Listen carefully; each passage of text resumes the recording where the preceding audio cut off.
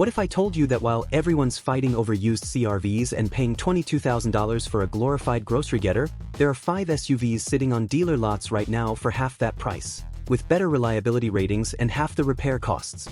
After 2 decades of watching SUVs come through my bay, and I mean everything from luxury German disasters to bargain bin catastrophes, I can tell you exactly which ones laugh at 200,000 miles and which ones grenade their transmissions at 90,000.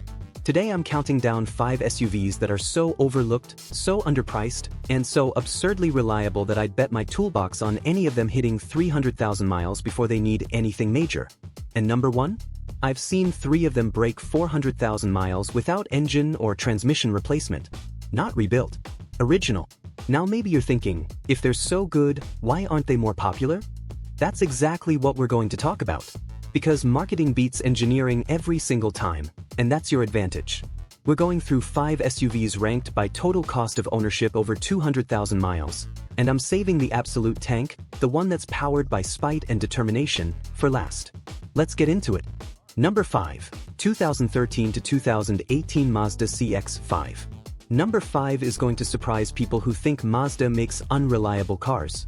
The 2013 to 2018 Mazda CX-5 with the 2.5-liter Skyactiv engine is one of the most bulletproof compact SUVs I've ever worked on, and you can find them for $10,000 to $14,000 with under 150,000 miles all day long. I had a 2016 CX-5 in here last month. A customer bought it with 189,000 miles for $9,200. Thought he was taking a gamble. I put it on the diagnostic scanner, did a full inspection, compression test, transmission fluid analysis, the works. You know what I found? Absolutely nothing wrong. The thing was perfect. I told him to change the oil every 5,000 miles and get out of my shop because he was wasting my time. I've worked on maybe 60 of these since 2013. You know what I've never replaced on a Skyactiv engine? The timing chain. You know what that tells you? Mazda actually engineered this thing to last. Here's why it works. That Skyactiv engine runs a higher compression ratio than most competitors, 13:1, which sounds like a recipe for disaster, right? Wrong. Mazda designed the combustion chamber geometry to prevent knock without needing a timing belt that fails every 100,000 miles. It's got a timing chain that'll outlast the body panels. The 6-speed automatic transmission is a conventional torque converter design, no CVT nonsense, which means it's rebuildable if you ever do have issues, but most don't. Average annual maintenance cost on these from 100,000 to 200,000 miles? $800 a year. That's oil changes, brake pads, maybe a set of shocks. The most expensive repair I see on high-mileage CX-5s? Rear wheel bearings around 180,000 miles. $350 per side installed. Compare that to the $2,800 turbo replacement on a Ford Escape or the $3,200 head gasket job on some Subarus. This is a steal. When you're shopping for one of these, check the rear subframe for rust if you're in the salt belt. That's the only real weakness. Drive it hard on the test drive. Listen for any transmission slipping between 2nd and 3rd gear. If it shifts smoothly and the body's clean, you've got yourself a 300,000-mile SUV for the price of a used Camry. Now who should buy this? If you want something that doesn't feel cheap or boring to drive, the CX-5 actually handles like a car. Who should skip it? If you need a 3rd row, this is a 5-seater, period. If you're towing more than 2,000 pounds regularly. Bottom line on the CX-5, it's the thinking person's compact SUV. Mazda bet on engineering instead of marketing, and now you can buy what everyone else overlooked for half the price of a CRV. My verdict? If the rust check passes, buy it without hesitation. But if you think the CX-5 is underrated, this next one is practically invisible to most buyers, and that's exactly why it's such a good deal. Number 4. 2014 to 2018 Subaru Forester. Number 4 is controversial because Subarus have a reputation for head gasket problems. But here's what nobody tells you. The 2014 to 2018 Forester with the 2.5-liter naturally aspirated boxer engine fixed that nightmare. And you can grab these for $12,000 to $16,000 with 120,000 to 150,000 miles without breaking a sweat. I'm not going to lie to you. The older EJ25 engines from the 2000s? Those were head gasket time bombs. I've replaced maybe 200 head gaskets on those engines. Owners would roll in at 100,000 miles like clockwork, coolant leaking, $2,200 repair. It was practically a subscription service. But in 2011, Subaru rolled out the FB25 engine, and by 2014 they had the bugs worked out. I've worked on maybe 40 of these newer Foresters over 150,000 miles. You know how many head gaskets I've replaced? And one of those was because the owner went 40,000 miles without an oil change. That's not an engineering failure, that's user error. Here's the difference. The FB25 uses a completely redesigned block with better head bolt torque distribution and improved gasket material. They also moved to a timing chain instead of the old timing belt. So there goes your $1,200 timing belt service every 105,000 miles. The CVT transmission in these is Subaru's in-house design, not the junk Nissan uses, and while I'm not in love with any CVT, this one's proven itself up to 250,000 miles if you change the fluid every 50,000 miles. You watching this right now probably know someone who swears Subarus are unreliable. Ask them what year their Outback was. I guarantee it's a 2005 to 2010. That's not the same engine. Real-world costs from 100,000 to 200,000 miles? About $600 a year in maintenance if you're diligent about CVT fluid changes. The most common repair I see? CV axles around 140,000 miles, $380 per side installed. Oh, and that CVT fluid change I mentioned? $220 every 50,000 miles. Skip it, and you're looking at a $4,200 CVT replacement at 180,000 miles. Don't skip it. When you're buying a used Forester, ask for service records showing CVT fluid changes. If they can't produce them, budget $220 to do it immediately. Check under the engine for oil leaks. A little seepage from valve covers is normal, but if it's dripping, walk away. And here's the big one. Test the all-wheel drive system in a parking lot. Turn the wheel full lock and drive in tight circles. If you hear clunking or binding, the transfer case is going bad. That's a $1,800 repair you don't want. You should buy this. If you live anywhere that sees snow or bad weather, the AWD system is legendary. Who should skip it? If you refuse to maintain a CVT properly, this isn't a set-it-and-forget-it transmission. Subaru finally built the reliable boxer engine people had been begging for since 1998. Is it perfect? But if you maintain that CVT and don't beat on it, this thing will outlast your mortgage. Now I just told you the Forester's a tank if you maintain it. But this next SUV? Doesn't even need that disclaimer. Number 3, 2009 to 2013 Toyota RAV4 V6 4WD. Number 3 is going to feel like a cop-out because everyone knows Toyotas are reliable. But here's what you don't know. The 2013 to 2018 RAV4 with the 2.5-liter four-cylinder is the single most cost-effective SUV you can own over 200,000 miles, and prices are finally dropping into the $13,000 to $17,000 range for 100,000 to 140,000 mile examples. I had a customer trade in a 2014 RAV4 last year with 312,000 miles. I'm not exaggerating, 312,000. Original engine, original transmission, original catalytic converters. Know what the customer had replaced in the last 100,000 miles? 2 sets of brake pads, 1 alternator at 280,000 miles for $320, and regular maintenance. That's it.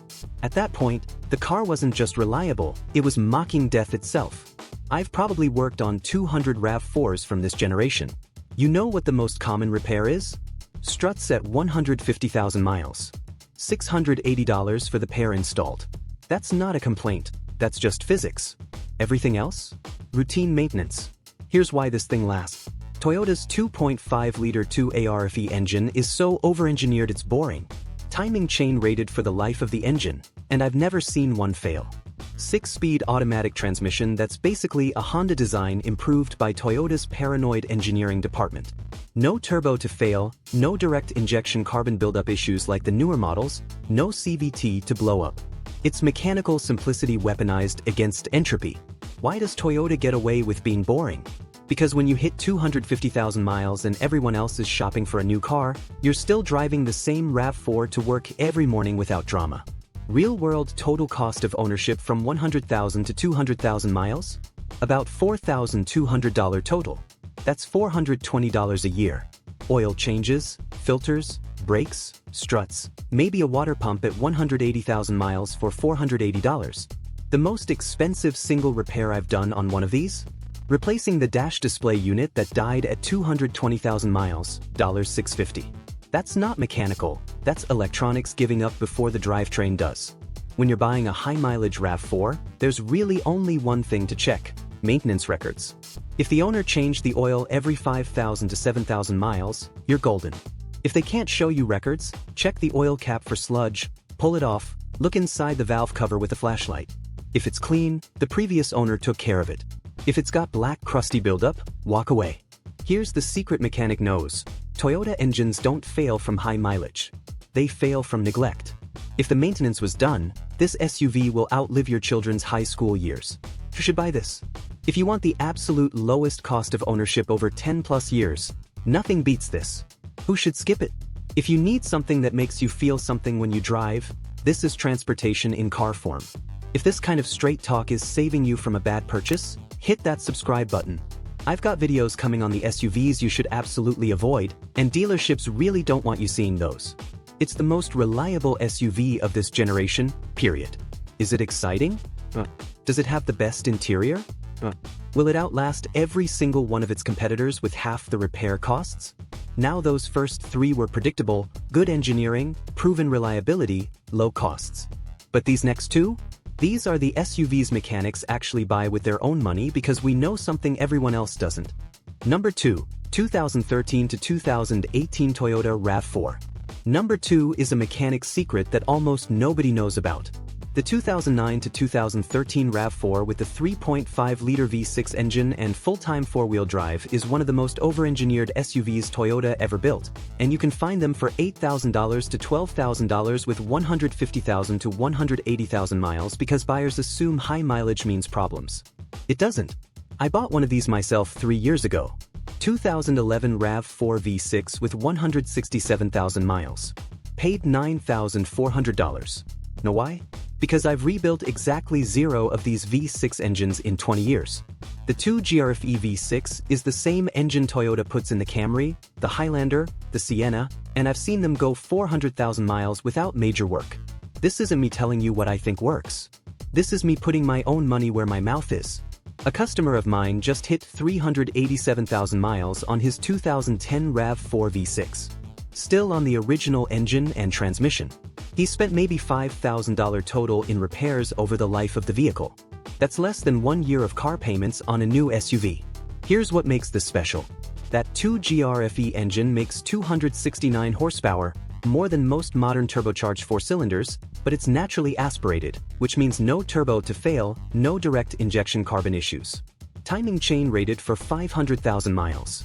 5-speed automatic transmission that Toyota used in the Tundra pickup. It's basically bulletproof. But here's the kicker. The four-wheel drive system is a full-time torque-sensing center differential setup, not the electronic AWD in newer RAV4s. It's mechanical, which means there's no computer module to fail and cost you $1,800 to replace. It's the same system they used in the 4Runner and Tacoma, proven for 300,000 plus miles. Maintenance costs from 150,000 to 250,000 miles? About $700 a year if you're diligent. The only expensive repair I see on these is the water pump around 180,000 miles because you have to pull the timing cover, $680 installed. That's it. No transmission rebuilds, no engine work, no transfer case failures. Just routine maintenance and the occasional sensor. When you're shopping for one of these, check the frame for rust if you're in the salt belt. That's the only real concern. Test the 4WD system on a loose surface or in snow if possible. Listen for any whining from the transfer case. If it shifts smoothly and the V6 pulls hard from a stop, you found yourself the unicorn of reliable SUVs. Number 1. 2009 to 2014 Honda Pilot. Number 1 is the 2009 to 2014 Honda Pilot with the 3.5-liter V6 and 5-speed automatic. This is the SUV mechanics buy when they need to haul 7 people and don't want to deal with minivan stigma. You can find them for $9,000 to $14,000 with 140,000 to 170,000 miles, and they'll run another 200,000 without breaking a sweat. I had a customer bring in a 2012 Pilot last week with 289,000 miles. She bought it new in 2012, drove it through 3 kids' childhoods, cross-country road trips, daily commutes, everything. Know what she's replaced? One starter at 240,000 miles for $280. One alternator at 270,000 miles for $340. Brakes and tires. That's the entire repair history. I looked at her and said, "Ma'am, I can't find anything wrong with this vehicle. You're wasting your time here." She thought I was joking. I wasn't. I've worked on maybe 80 of these pilots from this generation. The J35 V6 is the same engine Honda puts in the Accord, the Odyssey, the Ridgeline, and it's legendary. I've seen 2 engine failures in 20 years. Both were from owners who never changed the oil. That's not the engine's fault. Here's what makes this work. The J35 V6 makes 250 horsepower through a simple, naturally aspirated design. Timing belt, yes, that's a maintenance item every 105,000 miles for $680, but it's so well documented that every mechanic can do it blindfolded. Now here's the controversial part. Some of these have variable cylinder management, which shuts down 3 cylinders under light load to save gas. Early versions had issues with fouled spark plugs. But by 2009, Honda fixed it. If you're still paranoid, you can disable VCM with a $250 module and never think about it again. Total cost of ownership from 100,000 to 200,000 miles? About $5,800.